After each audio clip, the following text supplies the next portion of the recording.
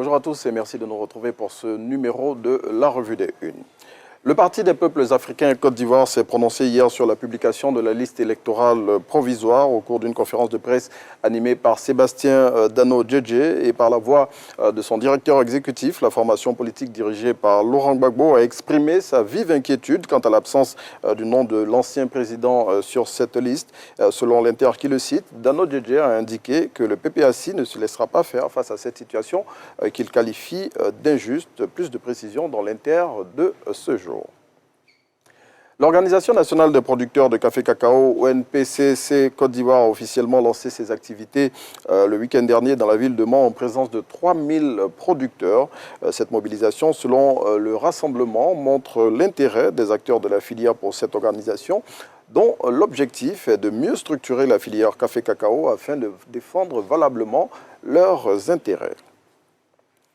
Le ministère de l'Enseignement supérieur et de la Recherche scientifique a ouvert un concours commun de recrutement d'ingénieurs civils et navals pour l'INPHB de Yamoussoukro et l'Université de San Pedro. Et pour tout savoir sur ce concours, vous pouvez consulter le quotidien Le Mandat de ce jour et vous rendre également sur le site www.usp.edu.ci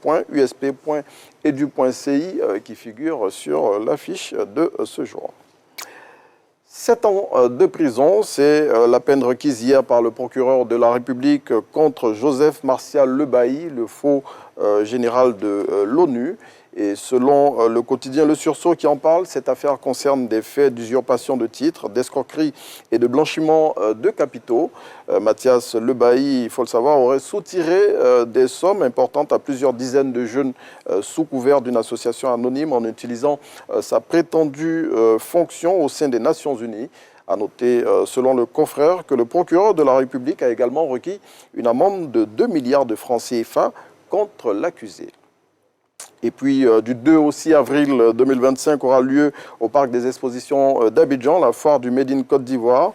Cette plateforme dédiée à la promotion des produits locaux va se tenir plutôt pour cette édition sous le thème « La qualité Made in Côte d'Ivoire, opportunités d'affaires et facteurs de croissance ». Et selon M. Kwazan Kablan-Aimé, directeur général du commerce intérieur et par ailleurs commissaire général de la foire qui est cité par le quotidien Le Sursaut, ce sont 50 000 visiteurs et 150 exposants qui sont attendus à cet événement. C'est ici qu'on s'arrête pour la revue des Unes de ce jour.